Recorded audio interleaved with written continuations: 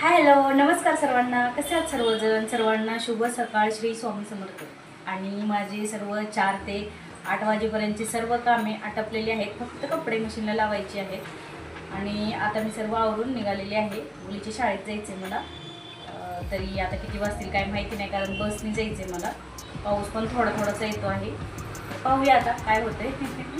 चला तर मग भेटू आल्यावरती.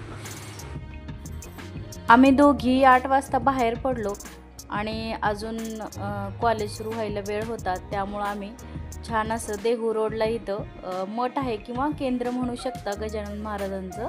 नक्की काय माहिती नाही मी, कारण पहिल्यांदाच इथं आले होते. देहू रोडला आहे हे मठ. एकदम छान आहे आणि शांतता तर खूप होती इथं. एकदम आल्यानंतर मन अगदी प्रसन्न झालं.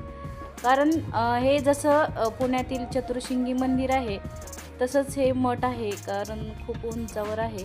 आम्हाला वाटलं की समोरच आहे मंदिर, म्हणजे असं मठ जसं मंदिर असतात तसंच असेल असं वाटलं. पण पुढे पुढे गेल्यानंतर हे मठाची उंची जास्त होती अशी पाहू शकता. आणि साईडला इतकं त्यांनी छान असं झाडं वगैरे लावलेली होती, फुलांची, फळांची किंवा असं डेकोरेशनची झाडं खूप छान आली होती. आणि ती मेंटेन देखील छान केलेली होती. गजानन महाराजांच्या तुम्ही कुठल्याही मठात जावा किंवा केंद्रात जावा किंवा मंदिरात जावा, इतकी छान अशी स्वच्छता असते. मी आत्ता 2 वेळेस गेलेली आहे, म्हणजे दुसरीकडे एकदा गेलेली आणि इथं एकदा आलेली आहे. मी इथं पहिल्यांदाच आलेली होती मी. पण खूप स्वच्छता आहे ह्या मठामध्ये सुद्धा पाहू शकता. कुठं तुम्हाला एक कागदसुद्धा दिसणार नाही आणि थोडीसा कचरा देखील कुठंच दिसणार नाही. खूप स्वच्छता होती इथं. त्यामुळं असं तिथं असं वाटलं की बसूनच राहावं. असं वरती गेल्यानंतर पाहू शकता असं सर्व काही आजूबाजूचा परिसर एकदम क्लिअर दिसत होता तिथं. म्हणून आम्ही थोडा वेळ वरी जाऊन दर्शन वगैरे छान असं केलं. आतमध्ये अलाउड नव्हतं हे काढायला, व्हिडिओ काढायला. बाहेर असं गजानन महाराजांचा एक फोटो लावलेला होता, तिथेच आम्ही फोटो घेतला. आतमध्ये खूप छान अशी रेखीव आखीव मूर्ती होती गजानन महाराजांची. तिथं काय अलाउड नव्हतं, त्यामुळे मी घेतलं नाही.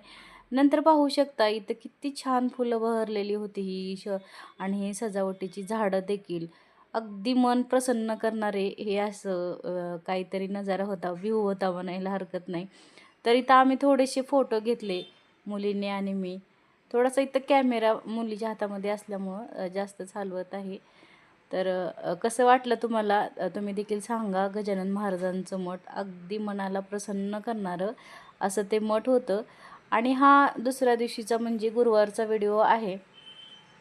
गुरुवारी सकाळी लवकर उठून पूर्ण साफसफाई वगैरे घराची केली आणि नंतर गुरुवारी केस धुवणे म्हणतात, पण मला धुल्याशिवाय चैन पडतच नाही. तेव्हाच अशी खरी पूजा झाल्यासारखी वाटते. त्यामुळं मी गुरुवारी नक्की केस धुते. पण काही जण नाही धुत केस गुरुवारी, धुवू नये असं म्हणतात. आणि इथं छान अशी अंघोळ वगैरे केली, साफसफाई झाली आणि अंघोळ झाली की अगदी प्रसन्न वाटतं आणि नंतरच पूजा करायचं असं मन पण होतं. त्यामुळं आता माझं सर्व आटोपलेलं आहे आणि मी आता पूजेची तयारी करत आहे. सर्व देव इथं छान असे काढून घेत आहे. कारण आपल्याला मूर्त्या घ्यायला जरी छान छान वाटत असेल, नंतर पण देवपूजेला खूपच वेळ लागतो. तरी पण मला असं कुठे गेली की असं घेऊन याव्याशाच वाटतात. कारण मला आवड आहे.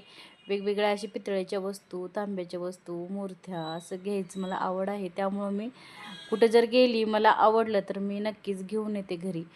आता इथे छान अशी देवांना अंघोळ घालून घेतलेली आहे, म्हणजे स्वच्छ करून घेतलेले आहेत देव आणि देव्हारा देखील छान असं क्लीन करून घेतलेला आहे.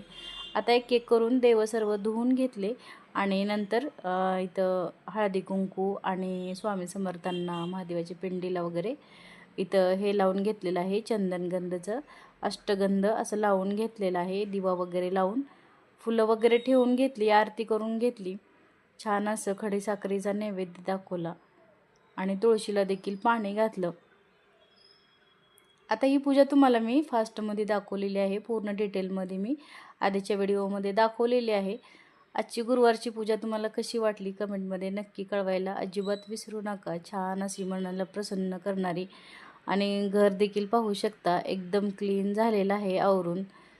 फक्त आता मला थोडंसं इथं हे करायचं आहे, पुसून घ्यायचं आहे.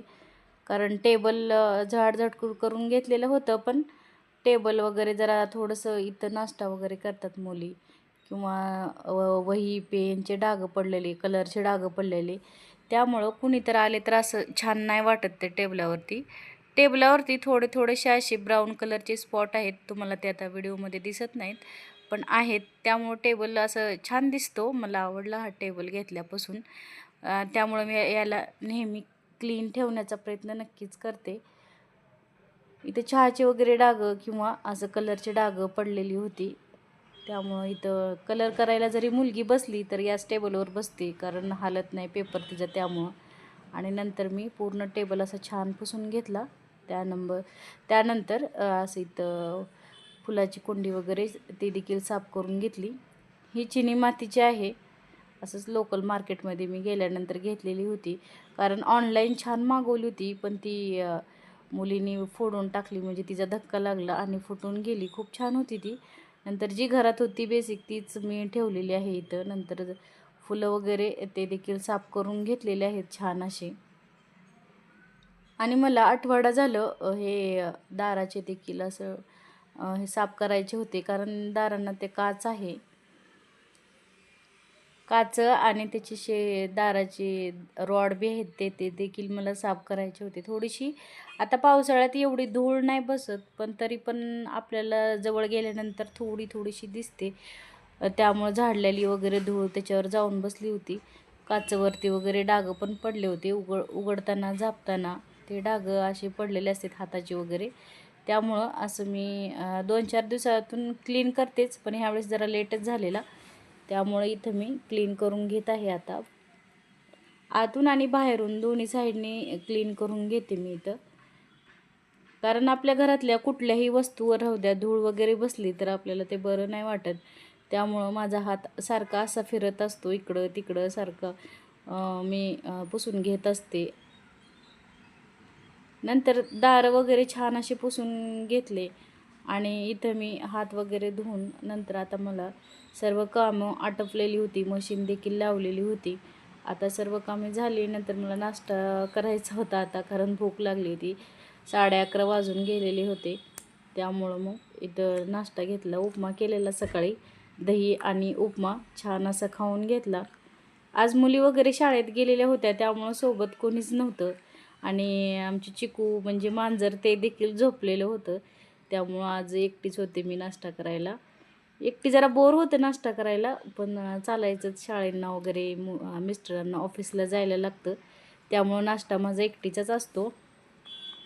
आणि नंतर आता इथं उद्याची तयारी चालू आहे, कारण उद्या मला आषाढमधला जे आपण देवाची नैवेद्य वगैरे दाखवतो ते मला करायचं आहे. त्यामुळे इथं मेथी निवडून ठेवत आहे, कारण उद्या मेथीची भाजी लागणार आहे. तर मुलगी माझी म्हणत होती की मम्मी तुझा व्हिडिओ घेते थांब म्हणून. तर व्हिडिओ आजचा कसा वाटला ते कमेंटमध्ये कळवायला विसरू नका. व्हिडिओ आवडल्यास लाईक आणि शेअर सबस्क्राईब करा.